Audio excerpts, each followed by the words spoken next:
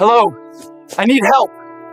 There's a woman, she's being attacked. She's bleeding everywhere, she's still alive, but she won't be for long. Sir, where are you right now? Skyline Trail, Cape Breton Highlands. It's Coyotes, 2 of them, they're still there. Oh my God, they're not running. They're circling her. Taylor Mitchell. She was just 19, a rising star in Canadian folk music, and what happened next left experts speechless. This is the story of the rising star who was hunted like prey. Welcome to the Animal Quest channel.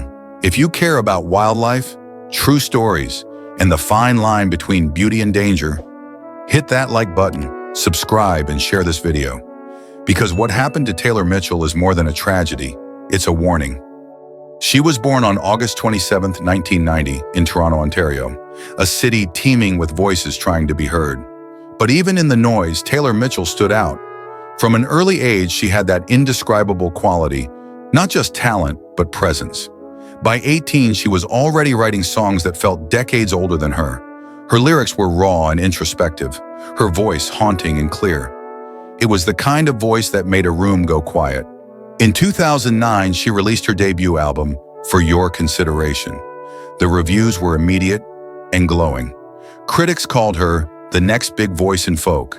CBC praised her work as remarkably accomplished, and the folk community, tight-knit and discerning, welcomed her as one of their own.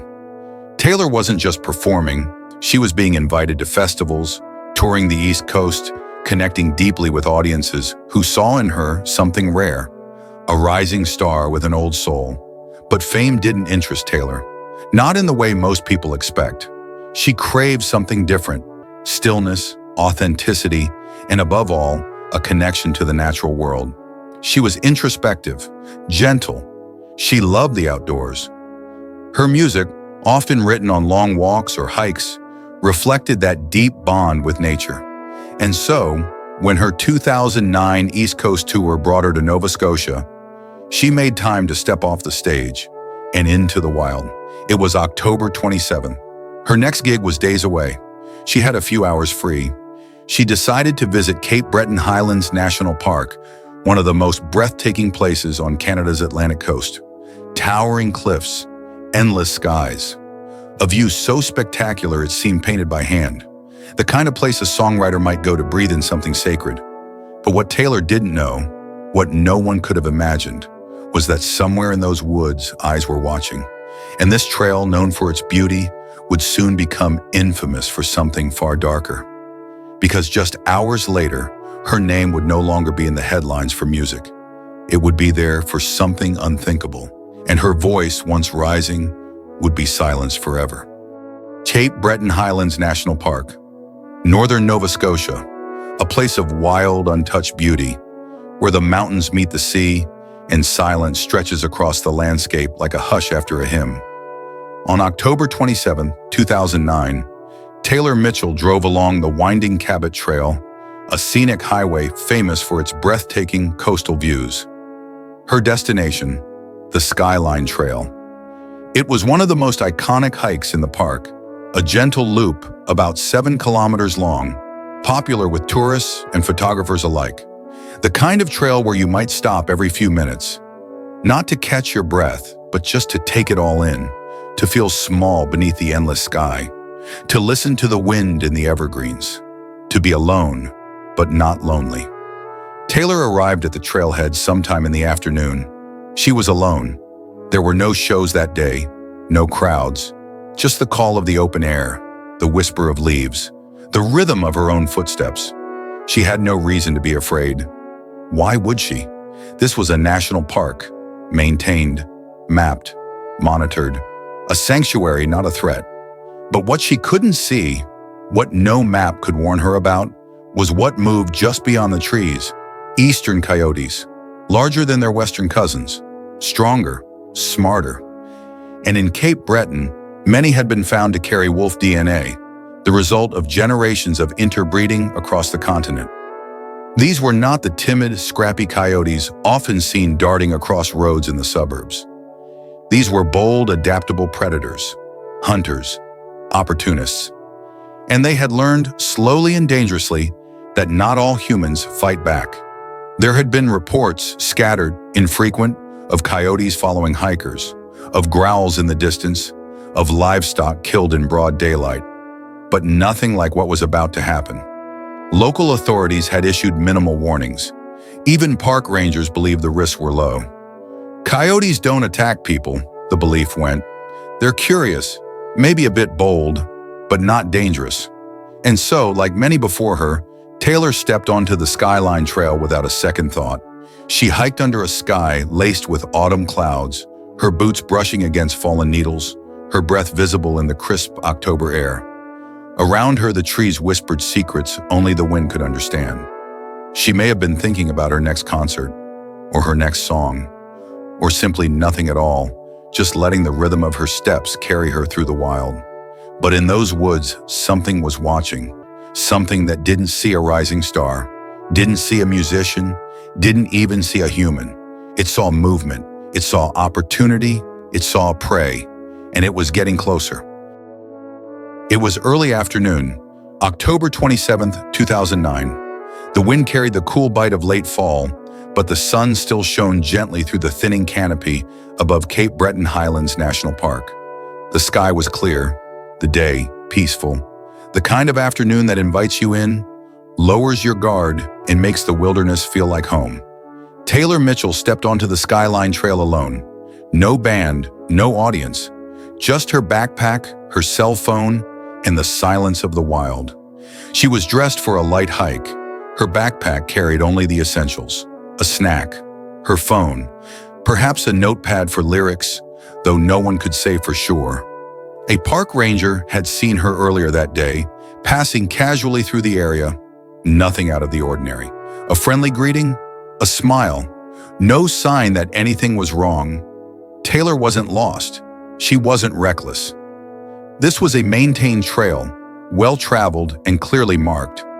She followed the path that countless visitors had walked before her. Gravel crunched beneath her boots. Tall spruce trees lined both sides of the track, their branches swaying softly with the breeze. But what Taylor didn't know was that somewhere ahead, or perhaps behind, they had already picked up her scent. Coyotes.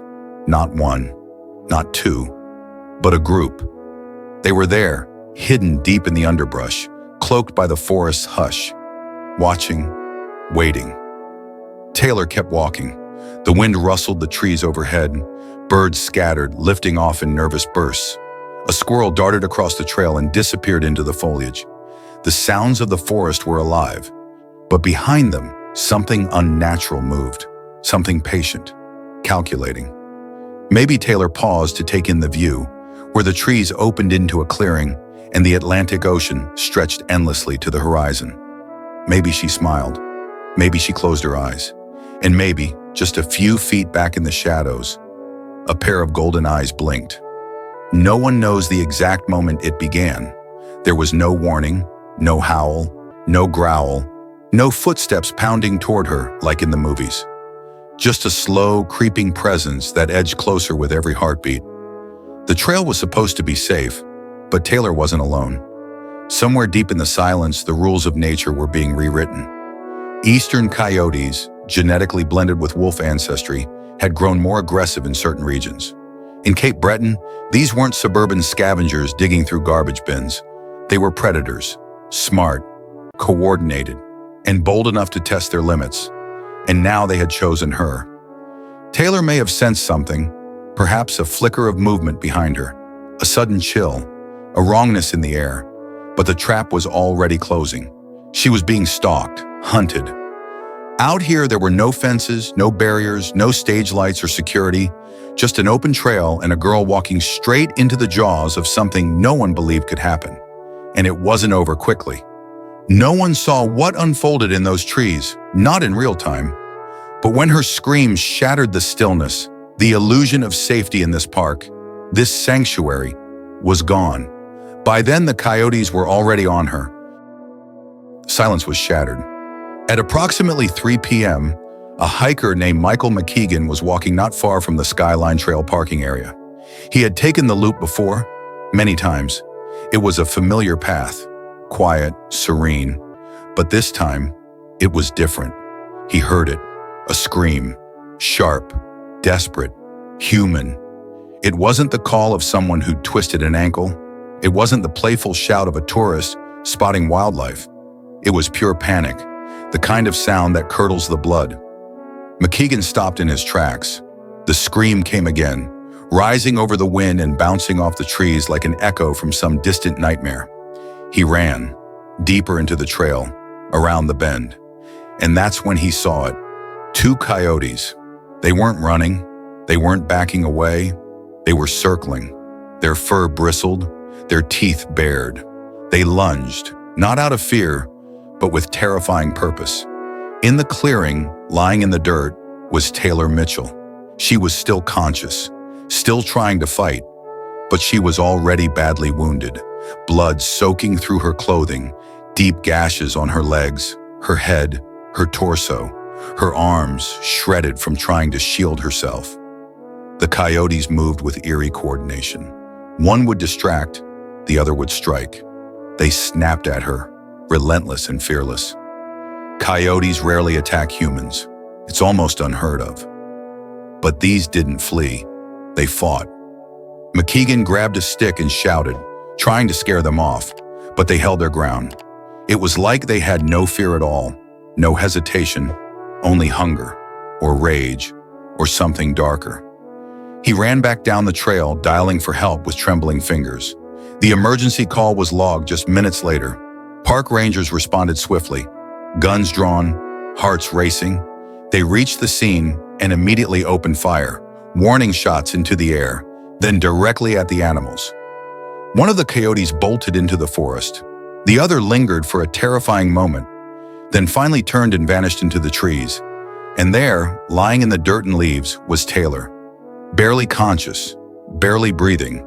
Her jeans were in tatters, her coat soaked red. She had suffered multiple puncture wounds, some to the head and face, others across her arms and legs. One ranger described it as the most brutal scene I've witnessed in this park, but somehow she was still alive. They tried to stabilize her as best they could. A call went out for a medevac. A helicopter was summoned to fly her nearly 400 kilometers to Queen Elizabeth II Health Sciences Center in Halifax.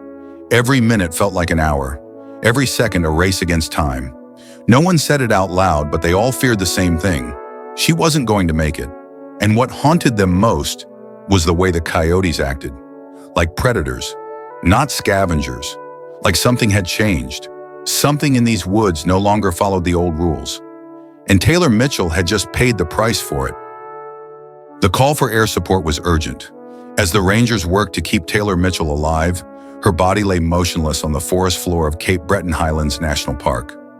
She was breathing, but barely. Her eyes fluttered open, just once, before slipping closed again. Her pulse, thin, weak, fading. Time was running out. The helicopter touched down in a nearby clearing. Rangers and emergency responders lifted her stretcher aboard. She was covered in blood, her skin pale, her body broken. But still, she was alive. The flight to Queen Elizabeth Health Sciences Center in Halifax would take over an hour. That hour would be the longest, most agonizing stretch of time for everyone who had seen what happened, because no one could unsee it. The injuries were catastrophic. The medical team in Halifax was ready when she arrived.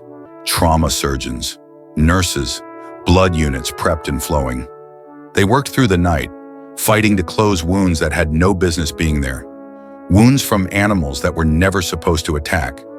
But Taylor's body had already endured too much blood lost, too much trauma, too little time. In the early hours of October 28, 2009, Taylor Mitchell, just 19 years old, was pronounced dead. The news spread like wildfire, not just through Nova Scotia, not just through Canada, but across the world. Singer mauled to death by coyotes. Experts stunned. Fatal wildlife attack leaves nation in shock. It was the first time in Canadian history that a healthy adult had been killed by coyotes. And for many, it didn't even seem real.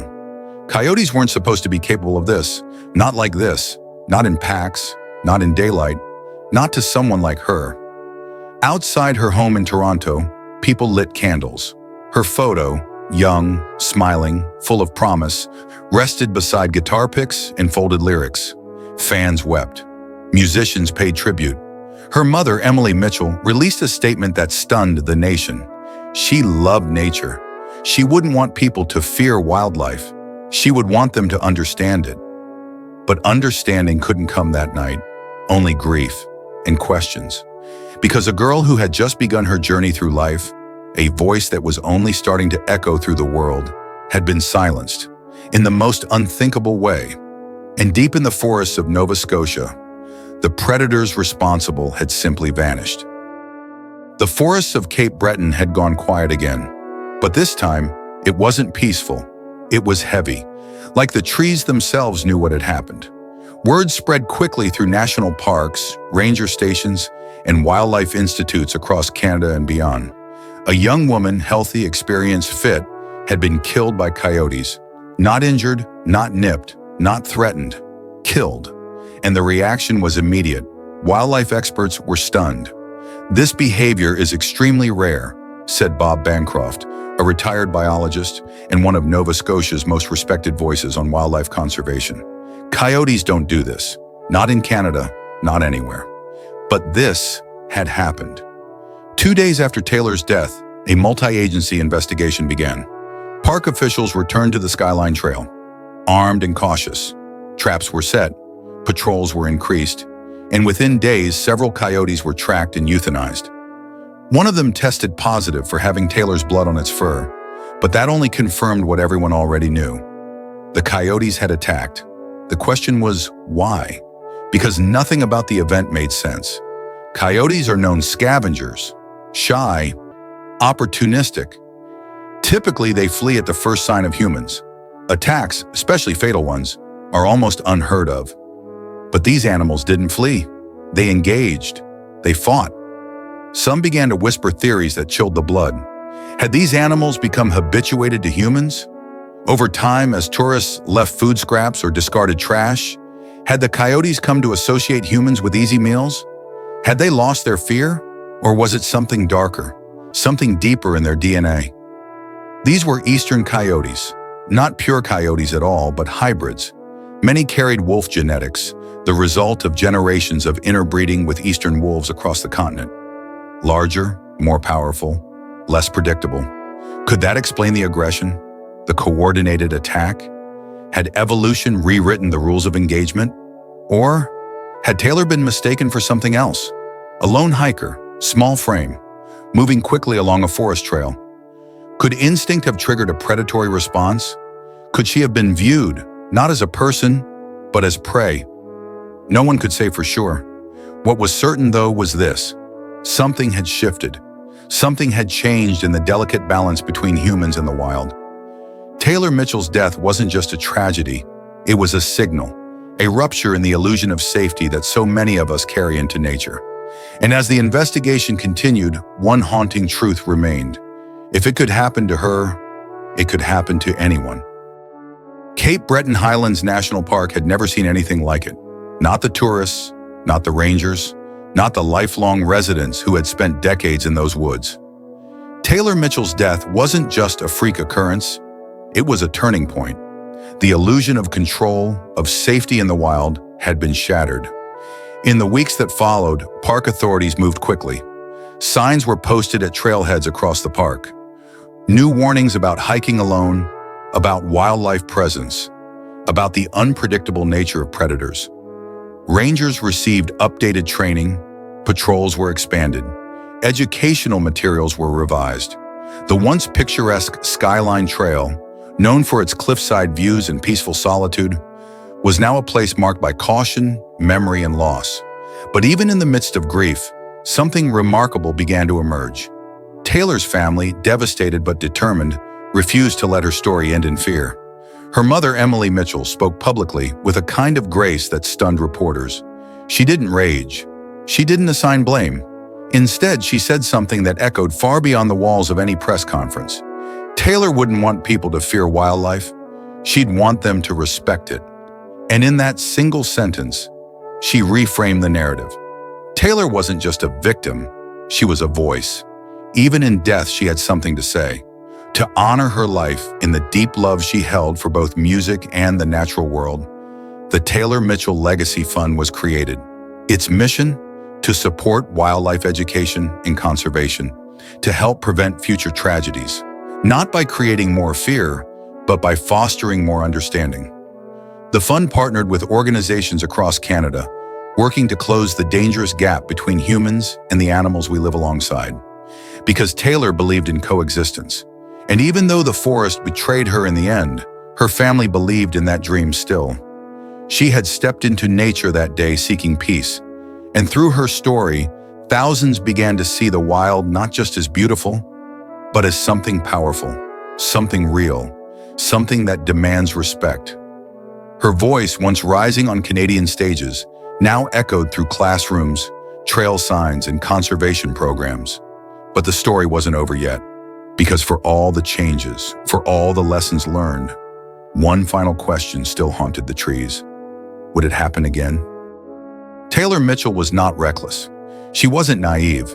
She wasn't taking a dangerous risk or venturing into forbidden terrain. She was doing something countless others had done before, taking a quiet walk through nature, looking for inspiration, for beauty, for stillness. She was a rising voice in Canadian folk music, on the cusp of something big. Her songs were filled with depth, with hope, with echoes of old souls and new beginnings. And yet, at just 19 years old, she was silenced, not by critics, not by illness, not by the hardships of the road, but by nature, red in tooth and claw. What happened in the woods that October afternoon shattered our assumptions about safety, about the wild, and about the fragile line between human and animal. She entered that forest with a heart full of music, and she never came out. They found her guitar later. It had been left in her vehicle, untouched. Its strings never played again, and so in her memory, we leave it there, leaning gently against the base of a tree, the wind stirring its neck, a single leaf drifting down beside it.